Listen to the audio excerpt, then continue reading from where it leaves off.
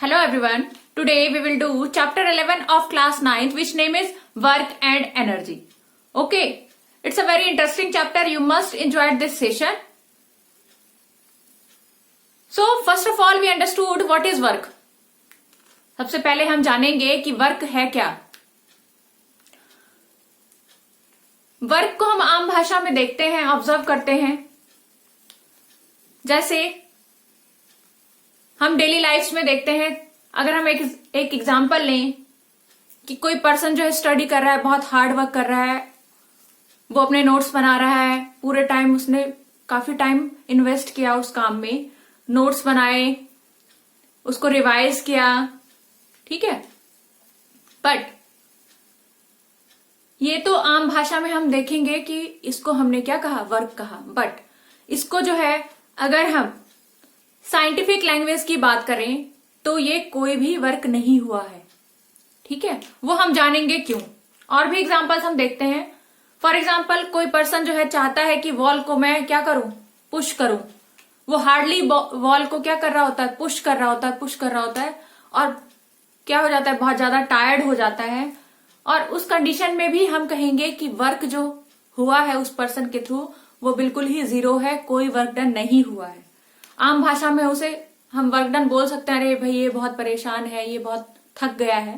But in scientific language उसने जो है कोई भी काम नहीं किया है. इसके पीछे भी क्या रीजन है उसको भी हम आगे करेंगे. ठीक है, हम देखते हैं एक एग्जाम्पल जो बहुत इंपॉर्टेंट एग्जाम्पल है. जो कुली होते हैं वो क्या करते हैं, लोड लिए होते हैं अपने सिर पे. तो उस टाइम हम देखते हैं कि वो बहुत ज्यादा टायर्ड हो जाते हैं लोड लेके अपने सिर के ऊपर. लेकिन अगर साइंटिफिक लैंग्वेज में हम जाएं तो उस टाइम पे कुली ने भी कोई काम नहीं किया है. चाहे वो लोड लेके 5 मिनट 10 मिनट खड़ा है सामान को लेके अपने सिर पे, लेकिन उस टाइम पे उसने कोई वर्क नहीं किया है. क्यों नहीं किया है, इसके पीछे भी क्या रीजन है. ठीक है, तो अब हम समझते हैं कि वर्क डन होता कैसे है इन साइंटिफिक लैंग्वेज. कि साइंटिफिक लैंग्वेज में वर्क डन हम किसे कहेंगे. ठीक है, तो in scientific language work done is said to be when an force is applied on an object and object covers some distance और डिस्प्लेसमेंट. ठीक है, इन साइंटिफिक लैंग्वेज में क्या है, जब वर्क डन हम किसको कहेंगे, जब फोर्स अप्लाई किया जाएगा उस ऑब्जेक्ट पे. एक पर्टिकुलर ऑब्जेक्ट को हम मूव करा रहे हैं, उस पे हम क्या करा रहे हैं, फोर्स लगा रहे हैं और उसको हम क्या कर रहे हैं, मूव कर रहे हैं. वो डिस्प्लेस कर रहा है, एक प्लेस से दूसरे प्लेस तक वो गया, तो उस कंडीशन में वो वर्क डन कहलाएगा. अगर हमने क्या किया, फोर्स अप्लाई तो किया बट उस ऑब्जेक्ट ने कोई भी डिस्प्लेसमेंट नहीं की है, कोई भी डिस्टेंस कवर नहीं किया है, तो उस केस में हम बोलेंगे कि कोई भी वर्क डन नहीं हुआ है. ठीक है, तो हम यहां पे देख रहे हैं कि वर्क डन होने के लिए दो चीजों की जरूरत होती है. फर्स्ट वन कि फोर्स अप्लाई किया जाए ऑब्जेक्ट पे, और सेकेंड वन क्या है कि फोर्स अप्लाई करने के बाद वो ऑब्जेक्ट क्या करे, कुछ डिस्टेंस या फिर कुछ डिस्प्लेसमेंट क्या करे, कवर करे. ठीक है, अगर ये दोनों सिचुएशन होंगी तभी हम क्या कहेंगे कि वर्क डन हुआ है. तो अब हम डेफिनेशन के थ्रू इसको अंडरस्टूड करते हैं. Okay, what is work.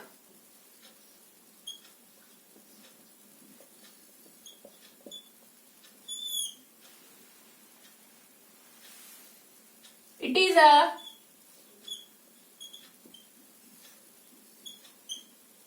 product of force and displacement. क्या है ये, प्रोडक्ट है किसका, फोर्स और डिस्प्लेसमेंट का. क्या है ये, प्रोडक्ट है. और हम क्या बोल सकते हैं,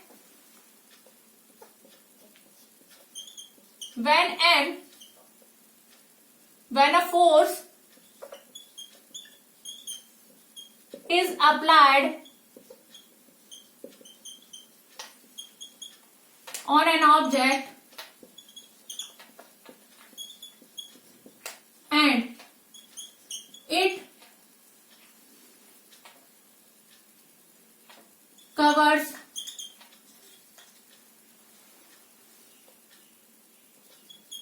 some displacement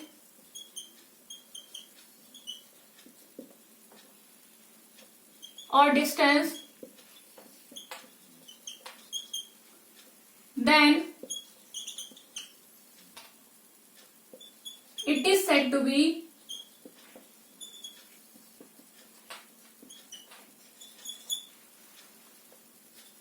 वर्क डन। क्या होगा? जब क्या किया जाएगा, फोर्स अप्लाई किया जाएगा किसी ऑब्जेक्ट पे और वो क्या करे, डिस्टेंस को कवर करे या डिस्प्लेसमेंट को कवर करे, मतलब वो मूव हो, एक प्लेस से दूसरे प्लेस पहुंचे, कुछ उसने डिस्टेंस कवर किया, तो उस केस में क्या कहा जाएगा कि वर्क डन किया गया है। किसके थ्रू? ऑब्जेक्ट के थ्रू। ऑब्जेक्ट ने कुछ क्या किया है, वर्क किया है। ठीक है, तो यहां पे अगर हम फॉर्मूले की बात करें, according to the definition, formula क्या होगा? जो वर्क डन होता है उसको हम किससे रिप्रेजेंट करते हैं? It is represented by W। ठीक है, और अगर हम फॉर्मूले की बात करेंगे तो W क्या होगा? W इक्वल टू जो हमारा वर्क है, मीन्स की W है, वो किसके बराबर है? Force into displacement.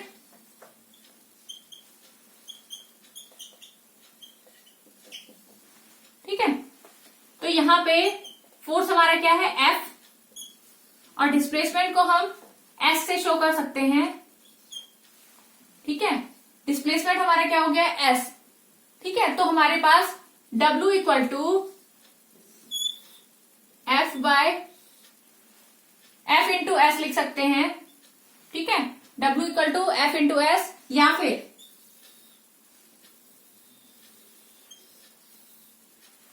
Work equal to force into displacement. ठीक है, ये इसका क्या है? अकॉर्डिंग टू डेफिनेशन इसका क्या हो गया? ये फॉर्मूला हो गया। अगर हम यूनिट की बात करें अब, कि यूनिट क्या होगा वर्क डन का, वर्क का यूनिट क्या होगा, तो हम कैसे बता सकते हैं? फोर्स का यूनिट क्या था? न्यूटन। और यहां पे डिस्प्लेसमेंट की बात हो रही है, तो डिस्प्लेसमेंट का यूनिट क्या होगा? ये एक लेंथ है, डिस्टेंस है, तो इसका यूनिट क्या होगा? मीटर। ठीक है, तो मेरे पास क्या आया? यूनिट ऑफ W क्या आया? Newton metre. ठीक है, और एक दूसरा यूनिट भी है वर्क का, जो क्या है? जूल, जो साइंटिस्ट के नेम पे रखा गया है। तो इसका एक ऐसा यूनिट क्या हो गया? जूल भी हो गया। ठीक है,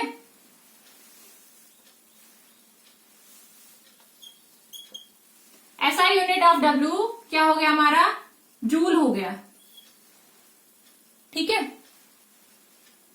तो क्वेश्चन आपको पूछा जा सकता है पेपर में, व्हाट इज वर्क डन, उसमें एग्जांपल्स दे सकते हैं। एक एग्जांपल है, एक बच्चा क्या कर रहा है? ट्रॉली को क्या कर रहा है? आगे की तरफ लेके जा रहा है। तो उस टाइम पे वो क्या कर रहा है? ट्रॉली को डिस्प्लेस कर रहा है, एक प्लेस से दूसरी प्लेस लेके जा रहा है। तो हम क्या कहेंगे उस कंडीशन में? कि वर्क डन हुआ है। तो वर्क डन होने के लिए मैंने बताया आपको कि दो चीजें रिस्पॉन्सिबल है, या तो फोर्स या फिर यहां पे डिस्प्लेसमेंट। ये दोनों चीजें क्या है? जरूरी है, तभी हम क्या कहेंगे कि वर्क डन हुआ है। इन दोनों में से अगर कोई भी मिसिंग हो या तो हमने फोर्स अप्लाई नहीं किया हो, बॉडी मूव हो रही हो, या फिर हमने फोर्स अप्लाई किया हो लेकिन जो ऑब्जेक्ट है वो मूव नहीं हुआ हो, डिस्प्लेस नहीं हुआ हो, तो उस कंडीशन में भी वर्क जो है नहीं होगा। ठीक है, वर्क तभी माना जाएगा जब ये दोनों कंडीशन को फॉलो करे, जो कि हमने फोर्स अप्लाई किया ऑब्जेक्ट पे और दूसरी कंडीशन क्या हो कि वो फोर्स अप्लाई करने के बाद वो ऑब्जेक्ट क्या करे, कुछ डिस्टेंस या डिस्प्लेसमेंट को क्या करे, कवर करे। ठीक है, तो यहां पे हमने वर्क का डेफिनेशन किया। ठीक है, वर्क का यूनिट क्या हो गया, जूल हो गया, और एक और यूनिट की बात की हमने, वो क्या है, न्यूटन मीटर। ठीक है, तो यहां पे अब हम फाइंड आउट करेंगे कि वर्क के जो है टाइप्स क्या है। ठीक है, हम पॉजिटिव वर्क डन और नेगेटिव वर्क डन इसकी बात करेंगे। इसके दो टाइप हैं, किसके, वर्क के, positive and negative work done. ठीक है, तो उसको हम अब समझते हैं।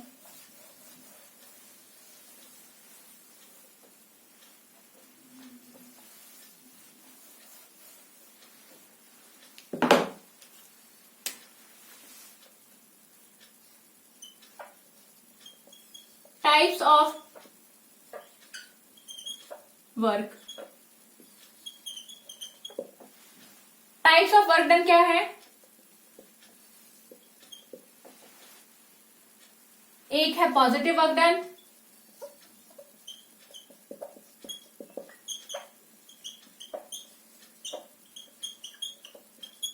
और दूसरा है नेगेटिव वर्क डन। ठीक है, तो पहले हम पॉजिटिव वर्क डन करते हैं। जो पॉजिटिव वर्क डन है वो कब होगा, हमने अभी बात की थी कि वर्क जो है वो क्या है, फोर्स इनटू डिस्प्लेसमेंट, डी लिख सकते हो या फिर एस लिख सकते हो। हमने इसकी बात की थी। ठीक है, यहां एस लिख लो आप, सिंपली कंफ्यूजन ना हो। ठीक है, एफ इंटू एस क्या है, फोर्स इनटू डिस्प्लेसमेंट की बात की। अब वर्क डन के लिए दोनों चीजें रिस्पॉन्सिबल है। जब फोर्स की डायरेक्शन और जो ऑब्जेक्ट डिस्प्लेस हो रहा है उसकी डायरेक्शन, अगर दोनों की डायरेक्शन क्या हो, सेम हो, तो उस टाइम पे जो वर्क डन होगा वो कौन से नेचर का होगा, पॉजिटिव इन नेचर। ओके, तो यहां पे हम अगर बात करें फोर्स की और डिस्प्लेसमेंट की, अगर इन दोनों की डायरेक्शन क्या हो, सेम हो, तो उस कंडीशन में क्या होगा, पॉजिटिव वर्क डन। तो हम यहां पे पॉजिटिव वर्क डन को क्या बोलेंगे,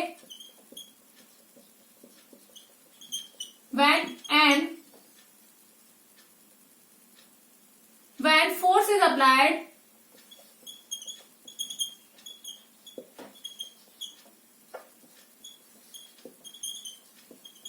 on the object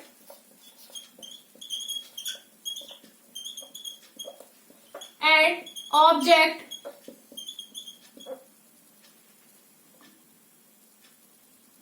covers some displacement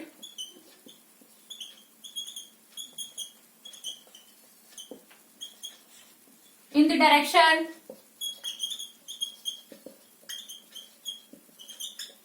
of force, then this will be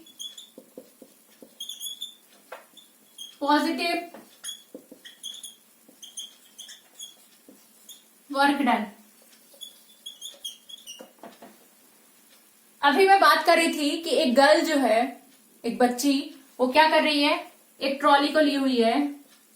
suppose that ये ट्रॉली है हमारा, और यहाँ पे एक गर्ल खड़ी है। ठीक है, वो क्या कर रही है, इधर से फोर्स अप्लाई कर रही है और ट्रॉली भी कैसे डिस्प्लेस हो रहा है, इस तरफ से ऐसे। तो यहाँ पे जो डिस्प्लेसमेंट है और यहाँ पे जो फोर्स अप्लाई हुआ है, ठीक है, उन दोनों की डायरेक्शन क्या है, सेम है। तो उस कंडीशन में कौन सा वर्क डन होगा, ये पॉजिटिव वर्क डन होगा। ठीक है, यहां पे मैंने बात की कि force is applied on the object. Force क्या हो रहा है, अप्लाई हो रहा है किस पे, ऑब्जेक्ट पे फोर्स अप्लाई हो रहा है।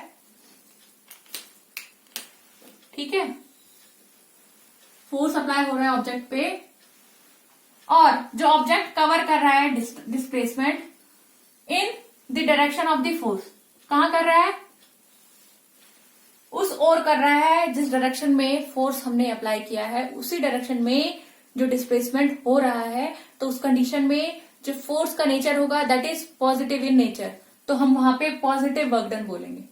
ठीक है, क्योंकि यहां पे वर्क क्या हो रहा है, पॉजिटिव हो रहा है। क्यों, क्योंकि यहां पे फोर्स की डायरेक्शन एंड जो डिस्प्लेसमेंट हो रहा है उसकी direction, both direction is same. ठीक है, so it is positive work done. अब हम बात करेंगे नेगेटिव वर्क डन की, कि नेगेटिव वर्क डन हम कब कहेंगे। ठीक है,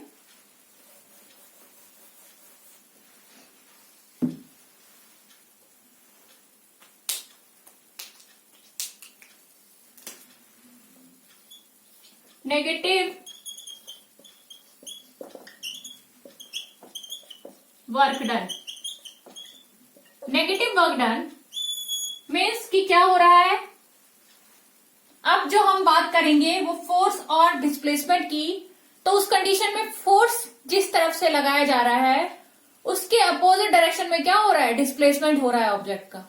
ठीक है, तो उस कंडीशन में जब दोनों का जो डायरेक्शन है वो सेम ना हो, अपोजिट हो, ठीक है, तो उस कंडीशन में जो वर्क डन होगा that work done is called negative work done. Okay, तो यहां पे हम समझते हैं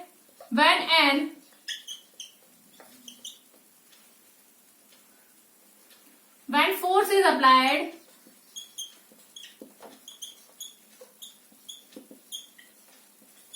on the object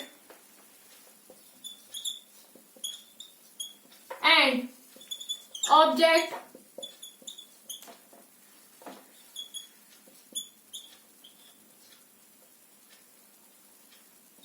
covers displacement against the direction of force, then this is called negative work done. क्या कहलाता है ये, नेगेटिव वर्क डन कहलाता है उस टाइम पे जब क्या हो रहा हो, फोर्स हम अप्लाई कर रहे हैं बट ऑब्जेक्ट का जो मोशन हो रहा है, ऑब्जेक्ट का जो डिस्प्लेसमेंट हो रहा है वो अगेंस्ट द फोर्स हो रहा है, फोर्स जिस डायरेक्शन में लग रहा है उसके अपोजिट डायरेक्शन में लग रहा है, तो उस टाइम पे जो वर्क डन होगा that is negative work done. जैसे कोई ऑब्जेक्ट है वो क्या कर रहा है, मूव कर रहा है इस तरफ, और हमने क्या किया, एक अपोजिट फोर्स लगा दिया यहां से,